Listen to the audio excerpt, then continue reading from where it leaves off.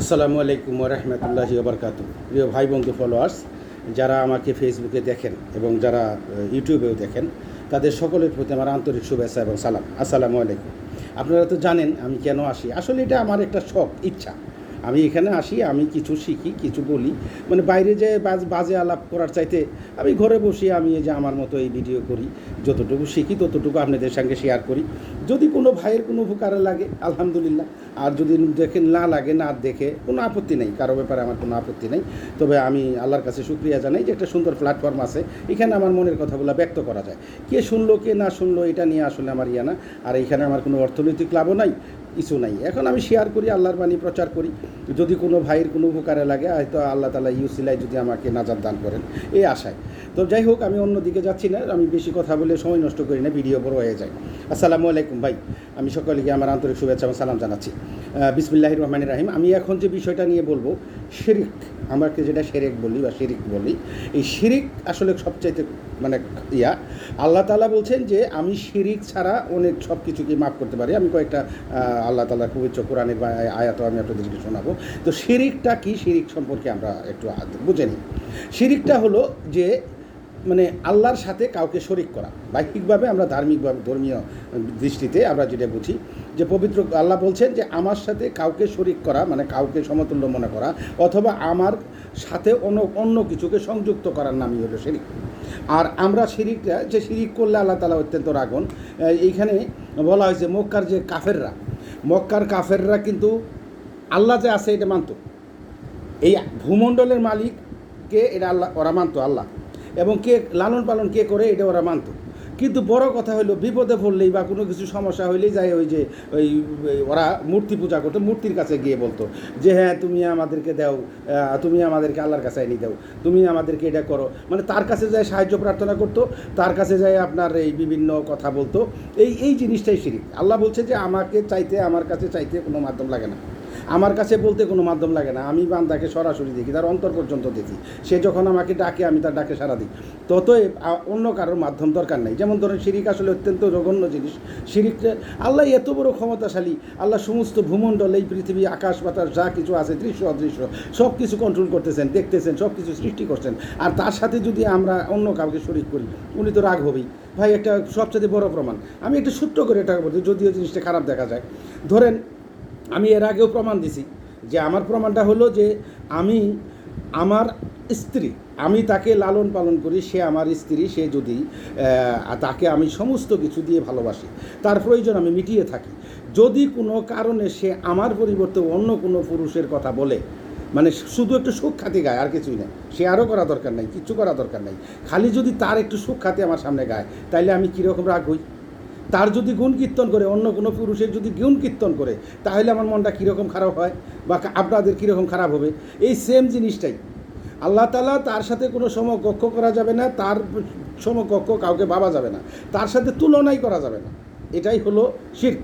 তো শিরিকের মধ্যে আমরা যেটা বাহ্যিকভাবে করি, আমরা যেটা দেখি যে মূর্তি পূজা করা বা রাসূল আল্লাহ ছাড়া কারো কাছে সাহায্য কামনা করা, আল্লাহ ছাড়া, যেমন আমরা অনেক মাজারে গিয়ে যে বলি হে বাবা পীর তুমি আমারে এটা থেকে মুক্ত করো, হে বাবা পীর তুমি আমারে, মানে আসে না এরকম আমরা বলি। তারপরে মাজারে মান্যত করি যে এই দরবেশ, এই পীরের উসিলায় আল্লাহ আমাকে মাফ করে দাও, এই পীরের জন্য আমি এটা দিমু, পীর যেন আমাকে দোয়া করে। এই যে মৃত ব্যক্তি দোয়া করতে পারবে না জীবিত ব্যক্তি ছাড়া। যাই হোক, ওটা আমি বলছি না, এটা একটা। তারপরে আমরা তাবিজ কবজ করি, বিভিন্ন তাবিজ কবজ ব্যবহার করি, এই যে এগুলা শিরিক। তারপরে আমরা বলি যে ভাই তুই এই টাকাটা না দিলে আমি বাঁচতাম না, এই যে তুই এই টাকাটা না দিলে বাঁচতাম না, এই কথাটা বলা যাবে না। যে ভাই আল্লাহ তাআলা আমাকে একটা করে দিছিল, যে আল্লাহ তাআলা তোমার মাধ্যমে যে আমার টাকাটা দিছিল, আল্লাহ তাআলা আমি এইটা না হলে ভাই একটু বিপদে পড়ছিলাম, যে আল্লাহ তাআলা রহম করছে যে তোমার মাধ্যমে টাকাটা পাইছি, এটা বলতে হবে। যে অথবা আল্লাহর রহমতে তুমি এই আমাকে একটু সাহায্য করছো, এই বলতে হবে। মানে আল্লাহর নাম ছাড়া বলা যাবে না। মানে আমরা বলি যে ভাই তুই টাকাটা না দিলে বাঁচতাম না, ভাই তুই একটু হেল্প কর, তুই যদি টাকাটা না দিস আমি বাঁচতাম না, এগুলো শিরকের পর্যায়ে পড়ে যায়। মানে সোজা কথা, আল্লাহকে ছাড়া কোনো কিছুকে উপলব্ধ করা যাবে না, এটাই হলো বড় কথা। তো এখানে পবিত্র কোরআনে সূরা নিসা আয়াত নাম্বার 116, এইখানে আল্লাহ বলছেন নিশ্চয়ই আল্লাহ তাকে ক্ষমা করবেন না, নিশ্চয়ই আল্লাহ তাকে ক্ষমা করবেন না যে তার সাথে শরিক করে, যে তার সাথে কাউকে শরিক করে। এছাড়া যাকে ইচ্ছা ক্ষমা করেন, যে আল্লাহর সাথে শরিক করে সে সুদূর ভ্রান্তিতে পতিত হয়। অতএব আল্লাহর সঙ্গে শরিক করা যাবে না। আল্লাহ বলছেন যে আমি বান্দার অন্যান্য ছোটোখাটো যে সমস্ত ভুল ত্রুটি গুনাহগুলো আছে আমি মাফ করতে পারি, কিন্তু যদি কেউ আমার সঙ্গে শিরিক করে আমি কোনো মতেই তাকে মাফ করবো না। আল্লাহ এটা মাফ করবেই না, এটা আসলে অনেক হাদিস আসছে, আমি হাদিসও বলবো। তো এইখানে আরেকটা সূরা আসছে, সূরা আনাম আয়াত নাম্বার 82।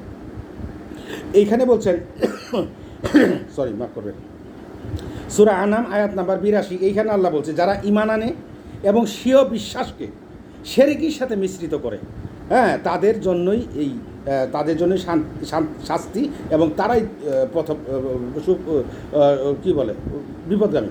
যারা শিরিক করে আল্লাহর সঙ্গে কাউকে কোনো কিছু একটু মিশ্রিত করে তারা দুজকবাসী। নিঃসন্দেহে আল্লাহ তাকে ক্ষমা করেন না, সূরা নিসা আয়াত নাম্বার হলো 48। নিঃসন্দেহে আল্লাহ তাকে ক্ষমা করে না যে লোক তার সাথে শরিক করে, তিনি ক্ষমা করেন এর নিম্ন পর্যায়ের পাপ যার জন্য তিনি ইচ্ছা করেন। আর যে লোক অংশীদার সাব্যস্ত করলো আল্লাহর সাথে সে যেন অপবাদ আরোপ করলো। এইখানে আমি কয়েকটা হাদিস বলি, একটা হাদিস আমি আর একটা ব্যাপার আছে হাদিস বলি তারপরে বলবো। এইখানে একটা হাদিস আসছে হজরত আবু জার রাদিয়াল্লাহু আনহু হইতে, হজরত আবু জার রাদিয়াল্লাহু আনহু হইতে নবী সাল্লাল্লাহু আলাইহি সাল্লাম বলেন, জিবরাইল আলাইহিস সালাম আমার নিকট এসে সুসংবাদ দিল যে আপনার উম্মতের যে কেউ শিরিক না করে মারা যাবে সে জান্নাতে প্রবেশ করবে। তাহলে কি বলল? আবু জার রাদিয়াল্লাহু আনহু থেকে একটা হাদিস আসছে, রাসূল সাল্লাল্লাহু আলাইহি সাল্লাম বলেছেন জিবরাইল আমার নিকট আসলো এবং সুসংবাদ দিল যে আপনার উম্মতের যে কেউ শিরিক না করে মারা যাবে সে জান্নাতে প্রবেশ করবে। আমি আবু জার রাদিয়াল্লাহু আনহু বললাম, মানে আবু জার বলল, যদি সে ব্যভিচার করে, মানে জেনা করে, এবং যদি সে চুরি করে। তিনি বললেন যদি ব্যভিচারও করে চুরিও করে তারপরে। এই হাদিসটা হলো ইসলামিক ফাউন্ডেশনের থেকে প্রকাশিত এটা হলো 174 নাম্বার হাদিস, আর ইসলামিক সেন্টার হলো 180 নাম্বার হাদিস। তো আপনারা হাদিসগুলো দেখে নিন। আর আমি হাদিস আরও আছে, অনেকগুলো হাদিস আছে, আমি হাদিসগুলো বলতে চাচ্ছি না, এত হাদিসের দরকার নেই, হাদিস কম হলেও ইনশাল্লাহ হবে। তারপর আরেকটা হাদিস বলি, যে এখানে বলা হয়েছে যে আব্দুল্লাহ রাদিয়াল্লাহু আনহু বলেন, আমি রাসূল সাল্লাল্লাহু আলাইহি সাল্লামের কাছে জিজ্ঞাসা করলাম যে আল্লাহর নিকট সর্বাপেক্ষা বড় গুনাহ কোনটি, মানে আল্লাহর নিকট সবচেয়ে বড় গুনাহ কোনটি? তিনি বললেন আল্লাহর সাথে প্রতিদ্বন্দ্বী স্থির করা, অথচ তিনি তোমাকে সৃষ্টি করেছেন। আমি বললাম এটা তো বড় গুনাহ বটে, এরপর কোনটি? তিনি বললেন আপন সন্তানকে এ আশঙ্কায় হত্যা করা যে তোমরা আহারের সঙ্গী হবে, মানে তোমরা তার আহারের সঙ্গী হবে। আমরা আসলে এই যে অনেক সময় দেখা যায়, যাই হোক, এটা অনেক ভাই সন্তান নষ্ট করে, এইটা করে ওইটা করে, মানে তার ইয়ের জন্য। এটা এই ব্যাপারে এই হাদিসটা আসছে, আল্লাহ আমাদেরকে মাফ করুক। তো এখন আমি যে ব্যাপারটা বলতে চাচ্ছিলাম, যে আমার অনেক ভাই রাগ করবেন, বা অনেক ভাই রাগ করে, আমার অনেক আলেম ওলামা ভাই আছে যারা রাগ করে আমি হাদিস নিয়ে একটু ভিন্ন কথা বলি। আমাদের সমাজে দেখা যায়, আমি হাদিস কেন কম বলি, যে কোরআনের বাণী যেখানে আছে সেখানে তো হাদিস আছেই। হাদিস তো অবশ্যই রাসূল সাল্লাল্লাহু আলাইহি ওয়াসাল্লাম কোরআন থেকেই বলছেন, কোরআনের আয়াতগুলোকেই উনি ব্যাখ্যা করে, অথবা কোরআনের আয়াতগুলোকেই, এই যে আমি যে হাদিসটা বললাম বা কোরআনের আয়াত বললাম, কথা কিন্তু একটাই। তো এটা রাসূলের মুখ দিয়ে আসছে বিভিন্নভাবে, অথবা অনেক সময় জিবরাইল আলাইহিস সালাম এসে বলছে, এইরকম কিছু কথা আছে। তো আমার কথা হয়েছে কি, যে আমাদের সমাজে আমি দেখি যে অনেক ভাই, আমি আলেম উলামা যারা ইসলামী জ্ঞান আছে তাদের কথা বলছি না, যাদের ভিতরে ইসলামী জ্ঞান নাই, তাদের ব্যাপারে আমি লক্ষ্য করছি তারা হাদিসটাকেও কোরআনের বাণী মনে করে, মানে তারা হাদিসটাকেও কোরআনের বাণী মনে করে। এবং আমি বলতেছি কোরআনের বাণী, সে কয় ভাই আপনার হাদিসটা খুব সুন্দর, কথা ডিলটে শোনেন। আমি বলতেছি আল্লাহ তাআলার পবিত্র কোরআন থেকে একটা আয়াত, সে আপনি আমারে বলতেছি কি, কয় আপনার হাদিস পড়াটা খুব সুন্দর। এমন কথা বুঝেন? তাইলে আমরা হাদিসের উপর কতটুকু দুর্বল হয়ে গেছি। তো এখন ঘটনা হলো যে রাসূল সাল্লাল্লাহু আলাইহি ওয়াসাল্লামকে আমরা অবশ্যই সম্মান করবো, রাসূলের বাণীকে আমরা অবশ্যই মানব, কিন্তু এই হাদিস বেশি বলতে যায় আমাদের অনেক কী বলো, একটুটা কম জ্ঞানী লোক আছেন, যে তারা কোনটা হাদিস আর কোনটা কোরআন এটাই জানে না, মানে ওরা এটা বুঝতে পারে না যে কোনটা হাদিস আর কোনটা কোরআন। আমাদের ধর্মগ্রন্থ কি, খালি জানে কোরআন, শুনছে কোরআন, এবং ওর ভিতরে কি কোনো জীবনও কোনো দিন পড়িয়েও দেখা নাই, ওর ভিতরে কি জীবনও পড়ি দেয় নাই, কোনো আয়াতও পড়ি দেয় নাই, এবং অর্থ তো জানি না। যা বলে অর্থ আপনি কি জানতেন না? এখন আমাদের উন্নত হয়ে গেছে, অর্থ জানা সহজ হয়ে গেছে, যার জন্য সহজ, আমরা শিখবো। তখন ঘটনা হয়েছে কি জানে না, হাদিসেরও কয় কোরআন, কোরআনেরও কয় হাদিস, মানে এই একটা ভেজালের মধ্যে আছি। আরেকটা ব্যাপার আছে, হাদিস তো আছেই, রাসূল সাল্লাল্লাহু আলাইহি ওয়াসাল্লামের হাদিস আমরা বিভিন্ন ক্ষেত্রে আনি। হাদিস আমি কখন আনবো? যখন আমি আল্লাহর আয়াতের মধ্যে আমি বুঝবো না, যখন আল্লাহর আয়াতের আমি পাবো না, আমি আল্লাহর আয়াতের মধ্যে পাচ্ছি না, আল্লাহর আয়াত আমি বুঝতেছি না, তখন হাদিসে খুঁজবো যে এটার ব্যাপারে রাসূল সাল্লাল্লাহু আলাইহি ওয়াসাল্লাম কী বলছেন। এখন আমরা সব হাদিস দিয়েই চালাই দিই, কোরআনের বাণী কই না, কোরআনের বেলা আমরা বলি না, কোরআন আল্লাহ তাআলা বলছেন এই কথা বলি না। আল্লাহ তাআলার বাণীটা আগে বলতে হবে, আল্লাহ তাআলার কথাটা আগে বলতে হবে। হাদিস তো আছেই, হাদিস তো আমরা বলবোই। এখন দ্বিতীয় কথা হচ্ছে, এখন আমাদের এই সাধারণ লোকজন দেখবেন বাজারে ঘাটে রাস্তায় সবখানে করে হাদিসে এটা আইছে, হাদিসে এটা বলছে, তুমি যে বেশি কথা কয় না, হাদিস এটা আইছে, মানে হাদিস এটা আইছে, কোরআন শরীফে কী কইছে আল্লাহ কী কইছে ওটা জানে না, মানে হাদিস বলছে। তো যাই হোক, আল্লাহ তাআলা আমাদেরকে সেটা বুঝে তৌফিক দান করুক। আর আমার কথা হচ্ছে যে হাদিসকে আমি অপমান করতেছি না, আসলে কথাকে অপমান করতেছি না। আর আমাদের এই বেশি বেশি হাদিসের জানার কারণে, হাদিস ব্যাখ্যা করার কারণে আমাদের অনেক ভাই অনেক ধর্মীয় ব্যাপারে অনেক কী বলে ইবাদত করতেও যায়, ইতস্ত খায়, এটা কীভাবে করবো, এটা কীভাবে করবো। মানে রাসূল সাল্লাল্লাহু আলাইহি ওয়াসাল্লাম তো ওনার জীবদ্দশায় উনি বিভিন্নভাবে বিভিন্ন সময় বিভিন্ন কাজ করতেন। তো এখন সহজ জিনিসটাকেও আমাদের অনেক সময় মনে হয় কি যে হাদিস অনুযায়ী পালন করতে যায় কঠিন হয়ে যায়। আমার বিশ্বাস, আল্লাহকে আমি বিশ্বাস করি, আল্লাহ এক অদ্বিতীয়। আমি নামাজ পড়বো, আমি আল্লাহ নামাজ পড়বো। এখনও হনেও যায় তুমি নামাজ পড়তে গেলে কী করতে হবে, অনেকগুলো ঝামেলা। অজু করতে হলে কী করতে হবে, অজু করার পরে কোন দোয়া পড়তে হবে, তারপরে অজু করে কীভাবে হাঁটাচড়া করা লাগবো, অজু করে কীভাবে পা ফেলা লাগবো, মানে ইত্যাদি ইত্যাদি যখন বাঁচতে যায় তখন কেনাকার বাজি যায়। তো আমার কথা হলো সহজ জিনিস, সহজ জিনিসকে বলতে হবে, আর বেশি ইয়া করা যাবে না। আল্লাহ তাআলা আমাকে মাফ করুক। যে সমস্ত আলেমরা যারা জ্ঞানী, যারা একটা জিনিস আছে, যারা যেটা করতে করতে, হ্যাঁ, আমার এক ভাই যদি নামাজে আসে যায়, সে যদি 5 ওয়াক্ত নামাজ পড়ে, নামাজ পড়তে পড়তে দেখা যাবে সে তার সব কিছু সুন্নত চলে আসে, সে নিজে থেকেই তার অন্তর থেকেই ইমানি শক্তি বৃদ্ধি হবে, তখন আস্তে আস্তে প্রতিটা সুন্নত সে পালন করতে চেষ্টা করবে। আর যদি প্রথমেই তাকে আমি মানে সবগুলো সুন্নত পালন করে ইবাদতে পাঠাই, সে কখনোই ইবাদত করতে পারবে না। বলে কেন? এই সুন্নত পালন করতে করতেই তার ঝামেলা। আমরা অনেক সময় বলি দাড়ি না রাখলে নামাজ হবে না, দাড়ি না রাখলে এটা হবে না, দাড়ি না রাখলে মুসলমান না। ভুল, এগুলো বলা যাবে না। এগুলো বলা মানে কি, ওই ব্যক্তি নামাজই যাবো না, দাড়ি নেই নামাজে যায় কী কোনো, দাড়ি নেই মানে ভাই দাড়িটা রাখবো, অসুবিধা নেই, আগে ইমান শক্ত হোক, দাড়ি রাখবো ইনশাল্লাহ, কোনো সমস্যা নেই, দাড়ি রাখবো, দাড়ি আইসে যাবে। তারপরে অনেক জিনিস আছে যে অনেক মনে করি কি যে নামাজ পড়তে যাবো, পাঞ্জাবি নেই, কেমনি নামাজ পড়তে যাবো। আমাদের আলেম ওলামারা অনেক সময় বড় অনেক আলেম ওলামা আছেন যে এটা পড়ি নামাজ হবে না, ওইটা পড়ি নামাজ হবে না। কেন নামাজ হবে না? রাসূল সাল্লাল্লাহু আলাইহি ওয়াসাল্লামের জামানায় সাহাবারা এক জামা এক চাদর পরি নামাজ পড়ছেন, এক চাদর। এবং এমন হাদিস আসছে যে ওই সময় যখন রাসূল সাল্লাল্লাহু আলাইহি ওয়াসাল্লামের জামানায়, তখন মহিলারা মসজিদে যাইতো, পুরুষরা মসজিদে যাইতো। তো তখন কী করবো, এখন তো জামা তখন মসজিদে যাইতো, তো তোর পুরুষদের তো জামা একটা, খালি ওই যে নাভির থেকে শুরু করে হাঁটু ঢাকা পর্যন্ত একটা জামা, আর তো নাই। এখন কী করবো, অনেক সময় দেখা যায় সেজদায় যাইতে গেলে ওই আল্লাহ তাআলা আল্লাহ মাফ করুক, সেজদায় যাইতে গেলে তাদের ইজ্জত হারিয়ে হয়ে যায়। মহিলারা যদি পিছনে থাকে তাহলে ওরা কী কাজ করে, যখন ওই ওরা সেজদায় যাবো, ওই যে এক জামা থাকার কারণে ইজ্জত পাঞ্চার।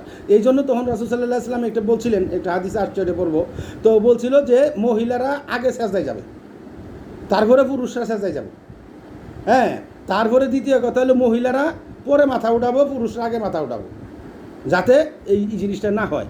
তো আমাদের এই জিনিসের প্রতি খেয়াল রাখতে হবে। আমরা আগেই মানুষকে ভয়ভীতি দেখায় রাসূলের সুন্নত টাইনি নিয়ে এসে এদেরকে নামাজ থেকে বিস্তৃত, আগে ফরজটা আদায় করাই, ফরজটা আদায় করানোর পরে এদেরকে আস্তে আস্তে ইনশাল্লাহ সুন্নাতে নিয়ে আসবো।